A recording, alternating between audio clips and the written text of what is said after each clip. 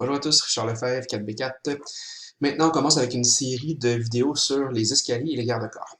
La première vidéo, en réalité, va faire une espèce de petit résumé de tout ce qu'on retrouve aux alentours des escaliers, là, avec les différentes composantes et autres. On va voir les sortes d'escaliers, on va voir comment choisir le type, quels sont les éléments qui sont dans un escalier qui sont modifiables, les lignes en haut et en bas, les garde-corps des escaliers et le trou d'escalier. On va faire ça, c'est quand même assez vite. Principalement, c'est pour vous montrer les grands éléments, les grandes catégories. Autre vidéo par la suite, on fera les escaliers plus au niveau des composantes, plus au niveau des esquisses. Fait que première vidéo, il existe deux sortes d'escaliers en réalité dans Revit, des escaliers par composante et par esquisse. En ce moment, ce que j'ai, c'est un escalier qui est par composante. Quand je crée un nouvel escalier, et qui des fois on va rentrer dans les détails, quand je suis ici comme ça, je suis en escalier par composante. Ça, c'est un escalier par composante et j'aurai aussi la possibilité de créer un escalier par esquisse. Comme je dis ça, les deux types d'escaliers, on n'ira pas plus loin pour l'instant. Par la suite, en réalité, je vais faire d'autres vidéos en réalité pour vous expliquer l'esquisse et les composants. Et je vais utiliser le formatif en réalité sur les escaliers pour le faire. Deuxième chose, choisir le type d'escalier. Ce que vous avez devant vous, en réalité, c'est un escalier de plusieurs composantes, des garde-corps, des trucs, plein de bidules là-dedans. Mais quand je sélectionne l'escalier, j'ai plusieurs types. En ce moment, la base d'escalier, c'est ça ici. Après ça, j'ai mes garde-corps. Quand je sélectionne l'escalier que je viens juste de faire, vous avez les différents types d'escaliers qui vont être insérés dans votre gabarit, dans votre projet et vous avez les différents types. Je ne passerai pas à travers de chacun des types. Par exemple, si je vais chercher quelque chose ouvert d'un côté, vous allez voir que les limons apparaissent. Ouvert, fermé, ben c'est juste de dire est-ce que le limon est on ou off. Fait que le ouvert, en réalité, il est on. Fait que c'est pour ça, en réalité, qu'il apparaît maintenant, versus le limon fermé, dans ce cas-ci, il est off. Fait que ça, c'est les différents types. D'escaliers, comme je vous dis, quand on le sélectionne, on peut même en voir d'autres, des escaliers en béton coulés sur place, préfabriqués et autres. Ça, c'est vraiment les types.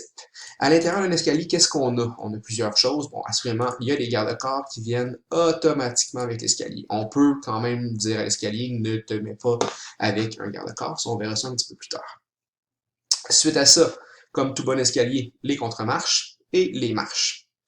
Et suite à ça, les limons. Dans ce cas-ci, il est fermé. Fait que je vais aller ouvrir mes limons. Je vais aller chercher côté droit ouvert, par exemple. Fait que là, je vois ici que j'ai un coup. Je préfère aussi ouvert de côté. Fait que là, j'ai vraiment les limons comme normalement. Et l'autre chose, dans cet escalier-là, j'en ai pas, par exemple, mais j'aurais pu avoir un palier aussi dans l'escalier. Quand je sélectionne l'escalier, si je fais modifier le type, ben, vous allez avoir toutes les choses que je viens de dire, ce qui veut dire le garde-corps, absolument pas le garde-corps, les contre-marches, marche ici et contre-marche, vous avez la définition qui est là. Si je clique là, je pourrais rentrer et là, je pourrais venir donner. Bon, on ne rentrera pas là-dedans, je ne vais pas plus loin. On peut vraiment définir presque tous les éléments un après l'autre dans l'escalier. Au niveau des marches, au niveau des limons, les limons vont venir se travailler ici. Fait qu'on peut vraiment, le type de palier, comme vous pouvez voir ici, je peux venir modifier le palier. Et comme je dis ça, on ne fera pas ce genre de choses-là. Fait que les différents types d'escaliers, les différentes composantes qui sont toutes modifiables, comme je vous dis. Suite à ça, quand je fais un escalier, si je suis en plan, vous allez voir que l'escalier avec ses composantes, l'escalier en composants, excusez-moi, comme je vous ai montré là, apparaît avec une flèche en haut, en bas. Fait que ça, c'est vraiment le fun, ça apparaît automatiquement. Remarquez dans mon escalier, quand je clique dessus, tout se sélectionne, mais je pourrais aller chercher le garde-corps aussi. Bien entendu, si je veux pogner la flèche qui est là, on appuie un certain nombre de fois sur table comme à l'habitude et je suis capable d'aller chercher ma flèche en haut ou en bas. Quand je la sélectionne, vous avez des éléments que je peux venir modifier.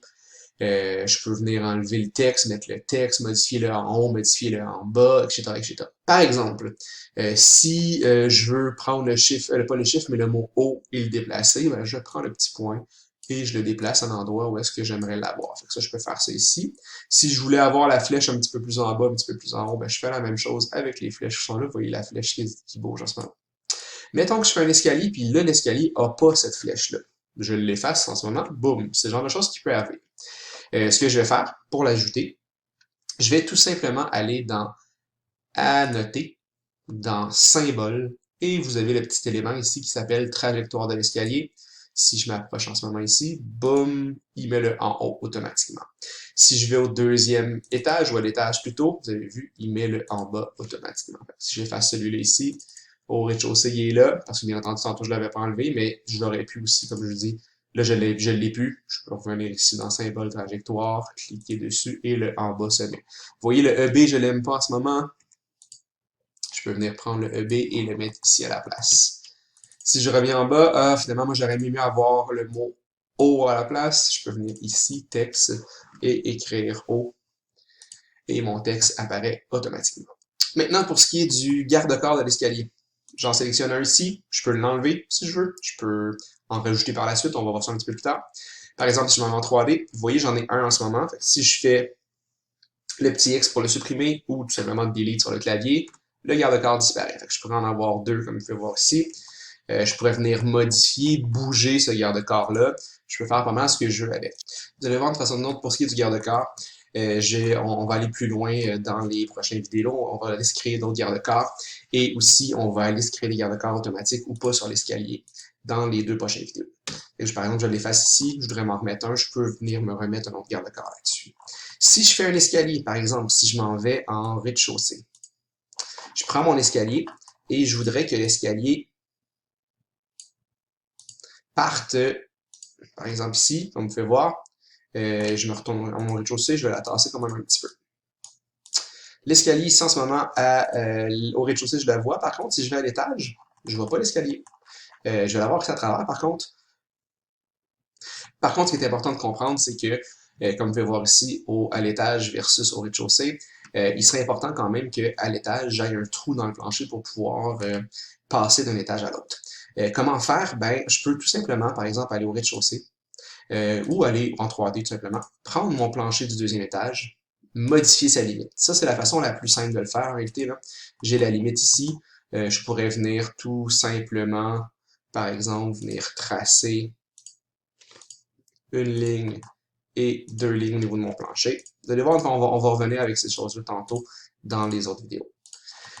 Comme ça, ici, je vais faire un décroché dans mon plancher. Quand je regarde en 3D, bon, là, mon escalier, on voit qu'il est bel et bien correct. L'autre façon que j'aurais pu faire, si je reviens en arrière, c'est utiliser une commande qui s'appelle cage. La commande cage se trouve dans architecture et dans ouverture et dans cage. Comment la cage se fait? Tout simplement un rectangle alentour de l'espace. Bien important, contrainte inférieure, contrainte supérieure. Dans ce cas-ci, dalle rez-de-chaussée, ça me va. Contrainte supérieure, ben, je pourrais aller peut-être à l'étage. Idéalement, peut-être un petit décalage, mais on verra en temps et lieu. Et là, je fais le petit symbole, parce que bien entendu, en esquisse, le petit symbole de crochet. Je vais retourner voir ça en 3D. Ah, vous pouvez voir que maintenant, il y a un trou. C'est ce que je voulais avoir. Si je voulais avoir le trou qui passe à travers le rez-de-chaussée aussi, je pourrais changer son niveau, ou je pourrais tout simplement passer à travers avec la boîte, comme ceci.